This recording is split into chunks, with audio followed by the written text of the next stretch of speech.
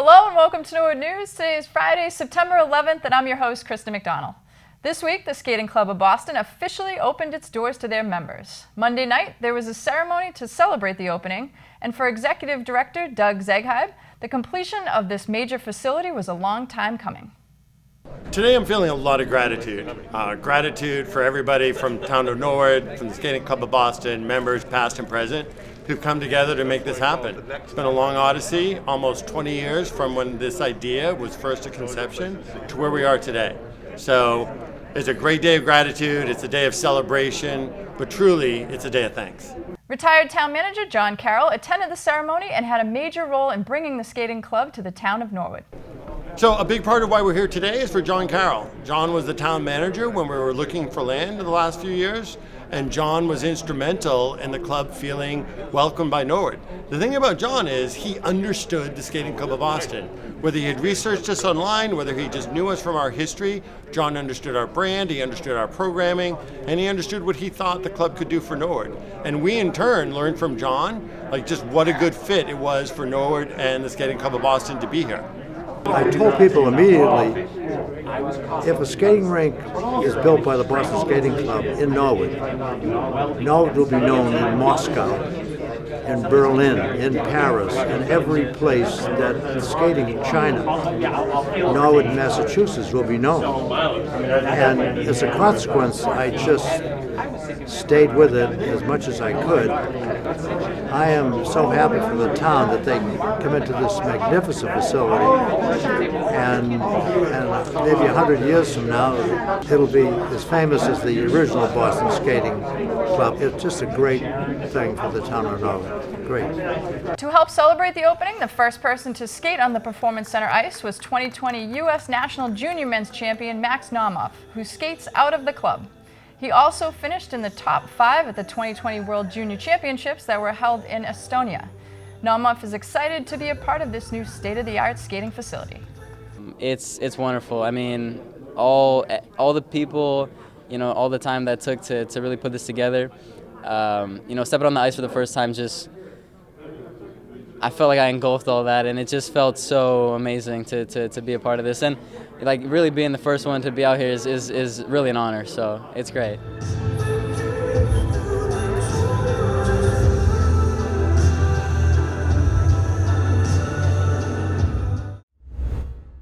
The Board of Health and Health Director Sigal Reese are gearing up for some important upcoming events, including the annual Hazardous Waste Day and what the community can expect for the distribution of the flu vaccine this fall. Sigal tells us more.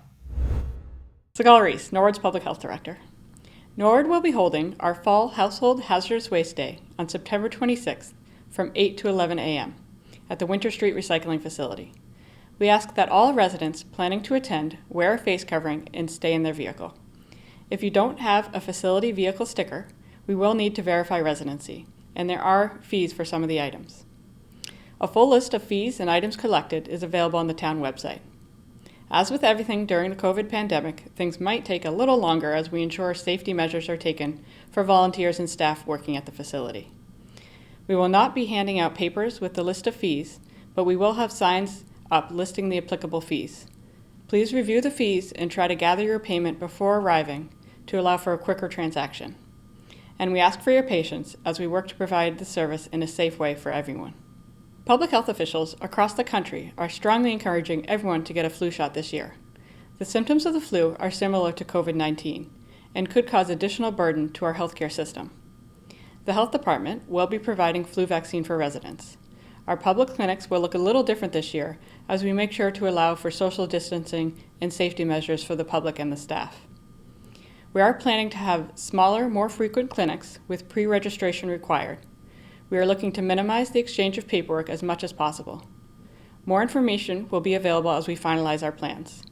We hope to start providing vaccine to the public around the end of October or early November. Thanks, Sigal. Stay tuned after this break for more town news.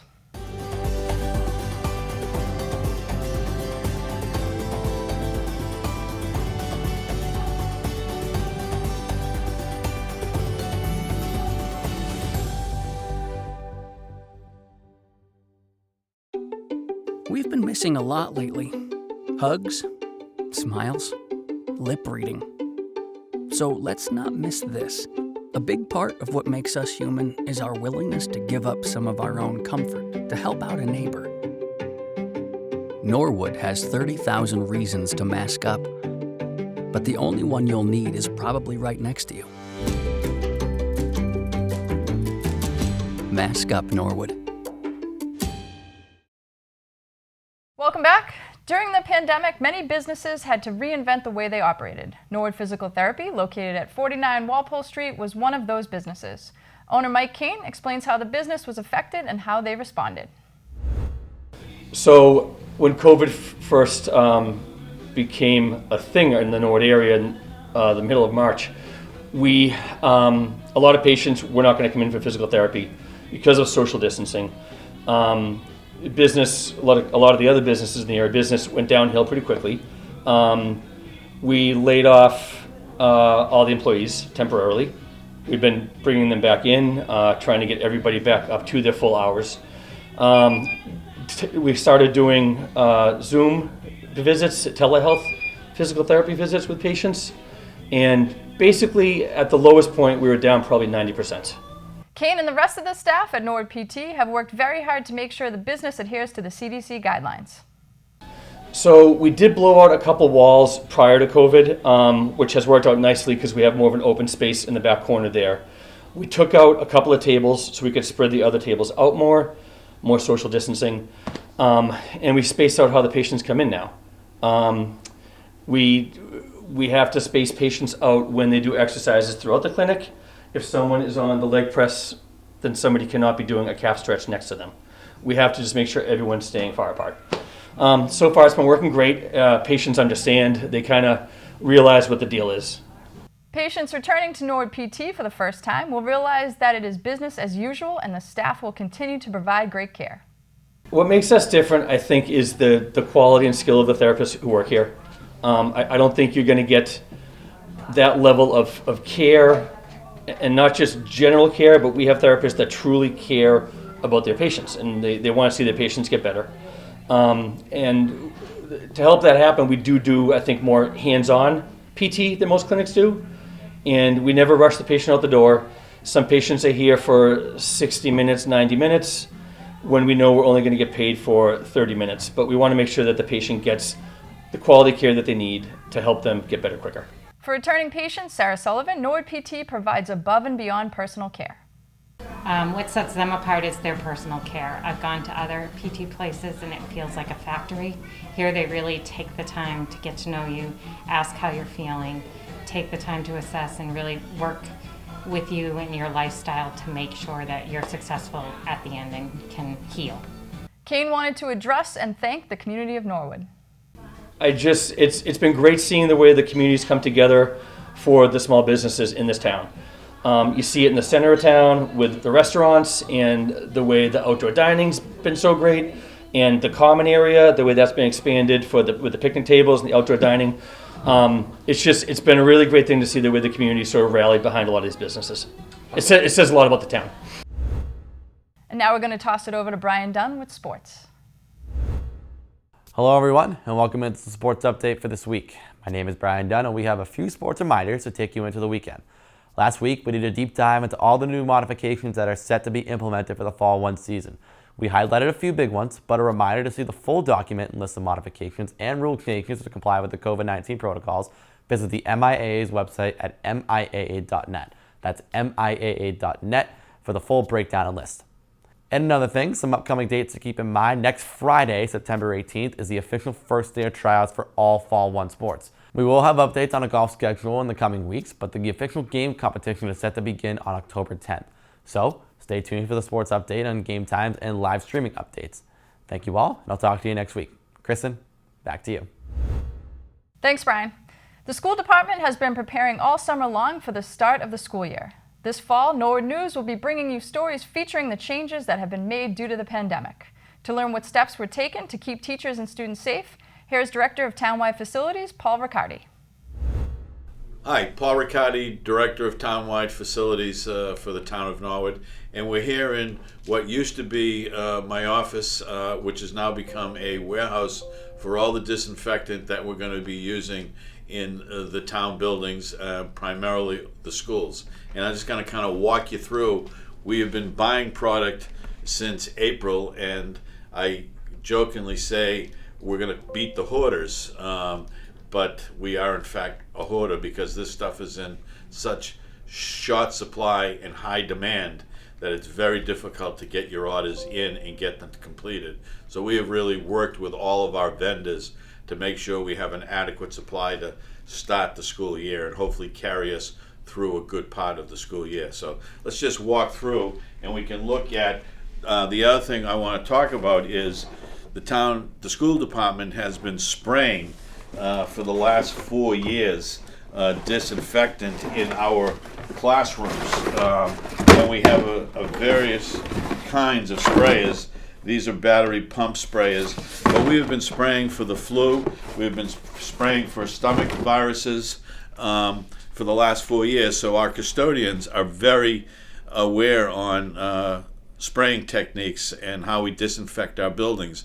And we work with the school nurses who tell us there's a cluster in a school, and we spray the school to try to reduce the amount of people that can get infected.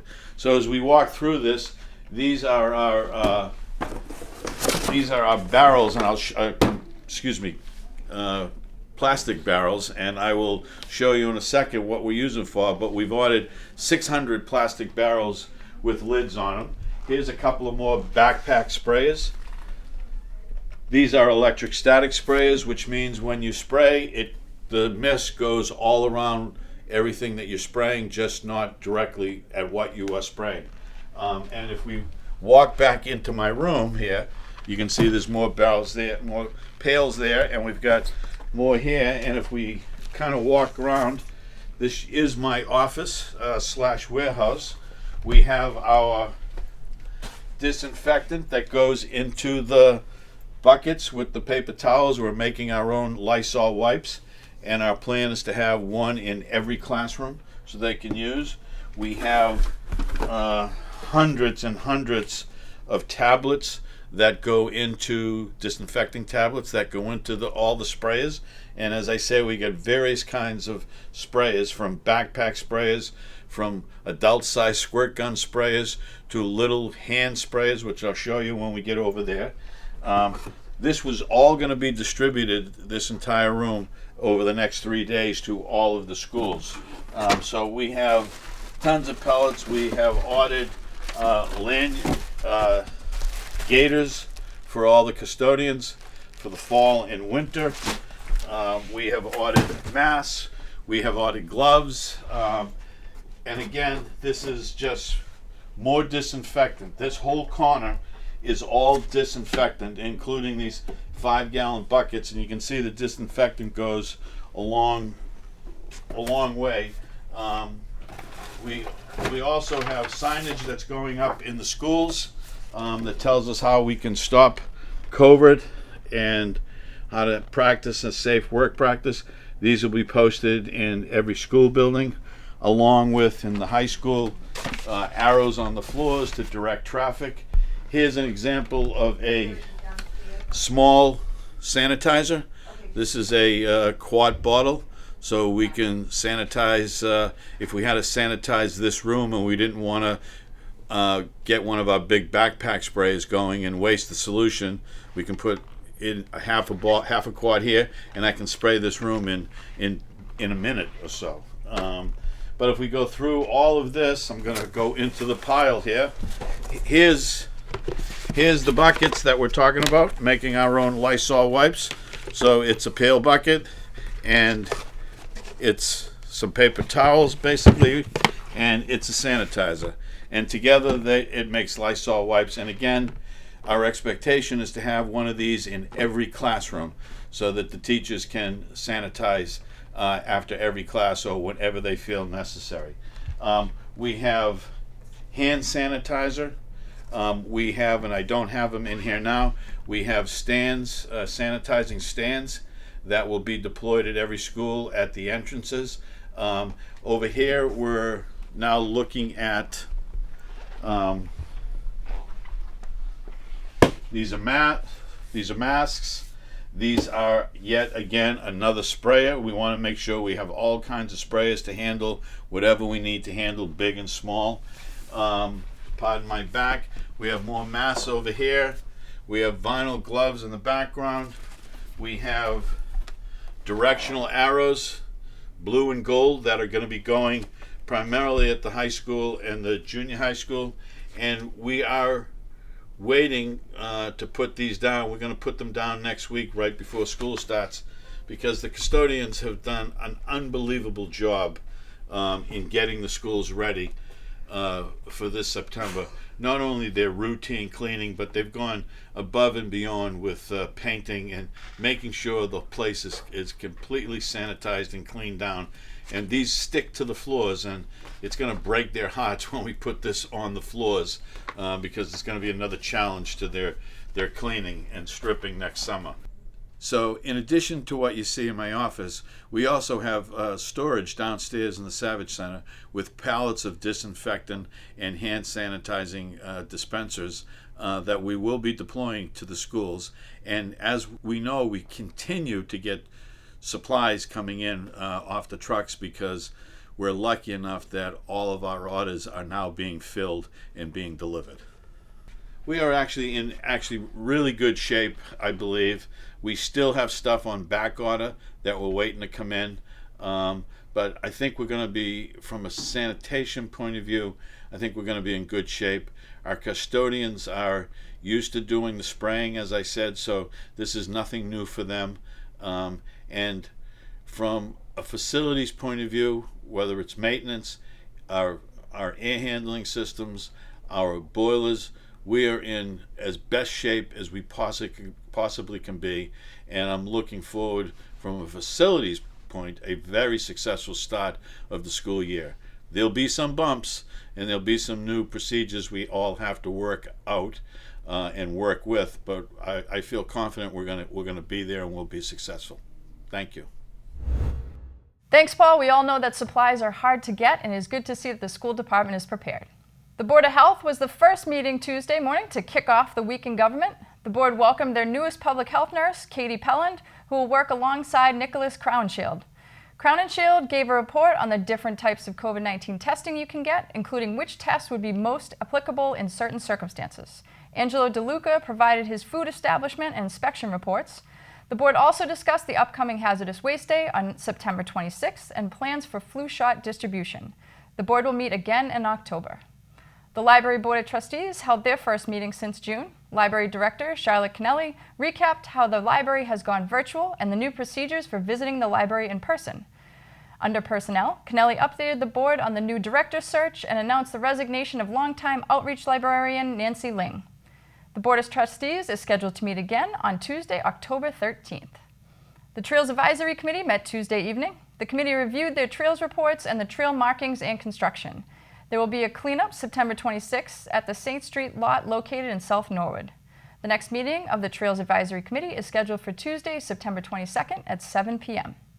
Continuing conversations from last week, the school committee met again to discuss key decisions with the upcoming hybrid reopening of the district.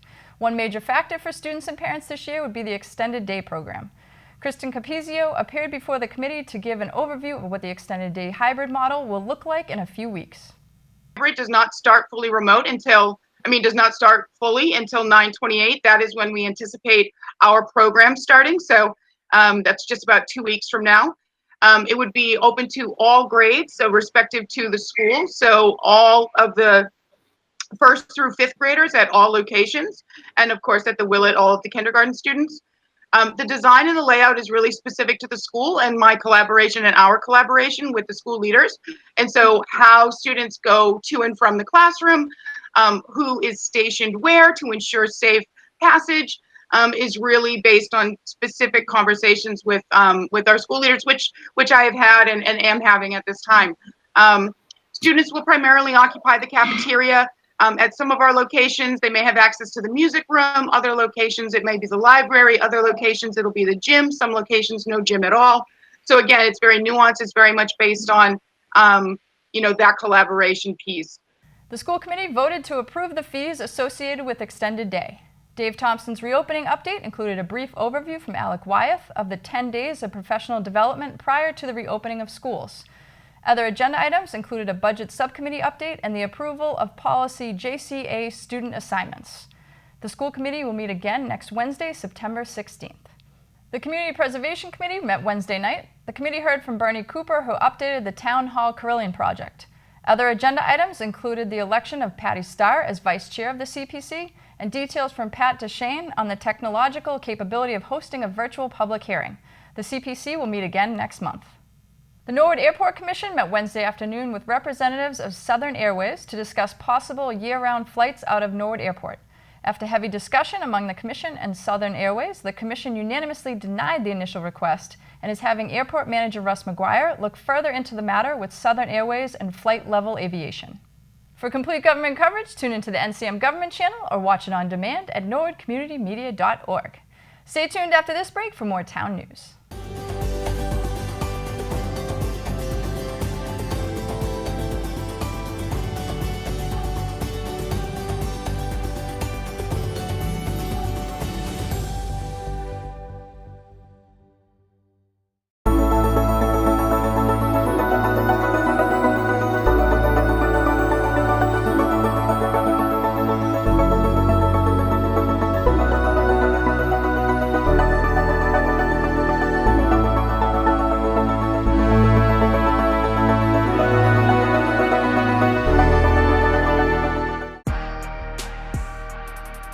Your home for all things Norwood, online at norwoodcommunitymedia.org.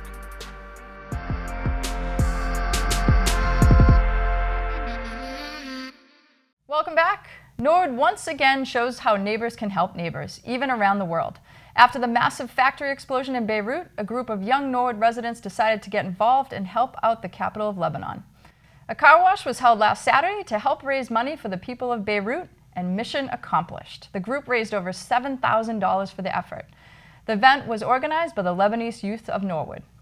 Well, that's all for Norwood News. To stay up to date with Norwood Community Media, follow us on Facebook, Twitter, and Instagram. To end this week's September 11th newscast, Norwood's Town Manager Tony Mizuko delivers a special memorial address to the community. Thank you and have a great weekend. To my fellow residents of Norwood, I'm speaking to everyone today on the morning of September 11th, 2020, with a special message for all of us here in Norwood. Today marks 19 years since the terrorist attacks of September 11th. It's hard to imagine that an entire generation born after 9/11 has grown and is now in college. I know this time of year brings many emotions and many reflections, and for many Americans like me, we're instantly transported back to that morning in September 2001. It somehow feels both like it was yesterday and it was another lifetime. We pause today to remember and to reflect, to remember the lives lost and the lives destroyed, and importantly, to remember who we are as Americans. While we will always remember 9/11 as a great national tragedy, we must also reflect on how Americans responded that day and beyond. While we remember the horror of the images of the Twin Towers coming down and the Pentagon being hit, we can reflect with dignity and pride on the heroic actions of police officers and firefighters who gave their lives for their fellow Americans. While we remember the horror of Flight 93 crashing into a lonely field in Pennsylvania, we take solace knowing our fellow Americans ensured our safety by willingly sacrificing their own lives on that fateful flight.